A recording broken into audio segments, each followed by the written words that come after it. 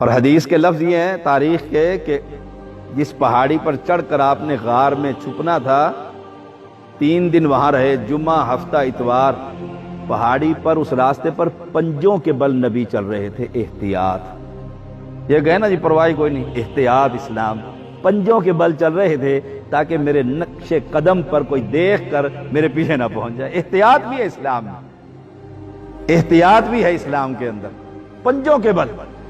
اب پنجوں کے بل چلتے ہوئے دشوار راستے پر آپ زخمی ہو گئے، لہو نکل آیا، ابو بکر صدیق نے آپ کو اٹھا لیا اور لے گئے غار میں۔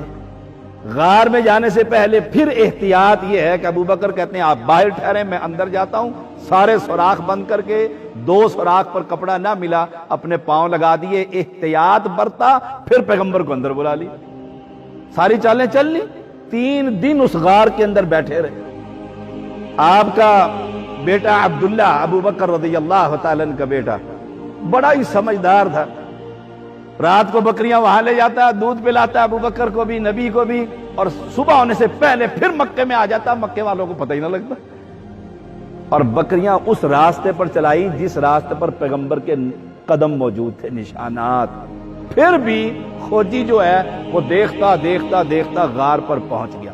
احتیاط ساری برتی پیغمبر نے، ابو بکر نے۔ اچانک ابو بکر کیا دیکھتے ہیں اوپر منہ کر کے؟ کہا اللہ کے پیغمبر، ان کے قدم نظر آ رہے ہیں، یہ یوں کھڑے ہوئے ہیں اور قدم نظر آ گئے ہیں، اگر انہوں نے گردن نیچے ہی کی نا اوپر سے پتھر مار کے ختم کر دیں گے۔ احتیاط ساری برت لی۔ اب احتیاط کے بعد کیا کہتے ہیں؟ ما ظنک یا ابا بکر باثنین، اے ابو بکر تیرا ان 2 کے بارے میں کیا خیال ہے؟ اللہ ثالثہما، جن کا تیسرا ان کے ساتھ ان کا اللہ۔ غم نہ کر، لا تحزن، غم نہ کر ابو بکر، ان اللہ معنا، بیٹھے غار کے اندر ہیں، چھپے ہوئے، ساری تدبیریں کر لی ہیں۔ اب جب کافر سر کے اوپر پہنچ گیا، اب ایمان اور توکل اور بھروسہ اس اللہ پر ہے، بے ساختہ کہہ دیا خاموش رہ، لا تحزن، غم نہ کر، ان اللہ معنا، ہمارے ساتھ اللہ ہے، ان کے ساتھ اللہ نہیں، اللہ ان کی گردن کو نیچے ہی نہیں کرے گا۔ احتیاط پوری برتی ہے جو ماہرین طب آپ کو اور مجھے بتلا رہے، لیکن اس پر بھروسہ نہیں، احتیاط پر بھروسہ کس پر ہے؟ حسبنا اللہ، اللہ پر بھروسہ، اللہ کافی۔ عامر بن فہیرہ جو تھا وہ ساتھ لے کر آپ چل پڑے اور گائیڈ کو بھی لے۔ اب احتیاط دیکھیے، اللہ کے پیغمبر جوان ہے، ابو بکر بوڑھا ہے۔ ابو بکر پیچھے بیٹھے ہوئے ہیں اور محمد صلی اللہ علیہ وسلم کو سواری پر آگے بٹھا لیا۔ راستے میں لوگ پوچھتے ہیں یہ کون ہے تمہارے ساتھ؟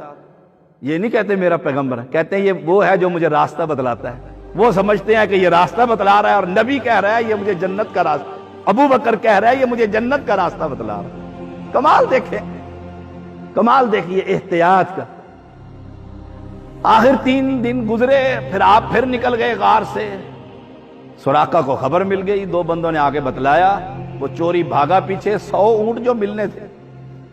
اب بالکل قریب آ گئے، ابو بکر پیغمبر مڑ کے نہیں دیکھ رہے، پرواہ نہیں جیسے ہوتی، کیوں؟ حسبنا اللہ۔ اور ابو بکر بار سامنے دیکھتے ہیں، پھر پیچھے دیکھتے ہیں، پھر کہتے ہیں اللہ کے نبی سراقہ آ گیا، سراقہ آ گیا۔ آپ خاموش ہیں۔ سراقہ اپنے گھوڑے سمیت زمین میں، پھر اسے کھڑا کرتا ہے، پھر جاتا ہے، پھر کھڑا کرتا ہے، اللہ اکبر۔ تیسری مرتبہ کہتے ہیں اللہ کے نبی ٹھہر جاؤ، یقین ہو گیا آپ کو نقصان نہیں پہنچا سکتا کوئی بھی، کیوں؟ حسبنا اللہ، اللہ ہمیں کافی۔ اس لیے یہ ورد کیا کریں، چلتے پھرتے ورد کیا کریں، حسبنا اللہ، حسبنا اللہ، حسبنا اللہ، انشاءاللہ اللہ اس بیماری سے ہمیں کافی ہو جائے۔ اب پکڑنے آیا محمد صلی اللہ علیہ وسلم کو اور کہتا ہے اللہ کے پیغمبر، یقین ہو گیا نا نہیں پکڑ سکتا، گھوڑا ہی نہیں چلنے دیتا اللہ۔ کہتے ہیں امن کا پروانہ لکھ دو، امن کا پروانہ لکھ دو مجھے۔ واپس فرمایا جا، واپس جو آئے اسے بھی واپس لے جا۔ اور لوگ تلاش کے، فرمایا ادھر میں دیکھا ادھر کوئی نہیں، چلو واپس۔ کیوں؟ حسبنا اللہ۔ اور آپ حیران ہوں گے، جس بندے کو ابو بکر نے ہائر کیا تھا، ہم کہتے ہیں نا ہائر کیا تھا اس بندے کو، وہ مسلم نہیں کافر ہے، لیکن اتنا ایماندار ہے کہ نبی کی خبر نہیں دے رہا، نبی کی خبر نہیں دے رہا۔ اللہ نے وہی گائیڈ بنا دیا، وہی گائیڈ بنا دیا۔ او اہل اسلام، اہل ایمان، حسبنا اللہ، اللہ ہمیں کافی ہے۔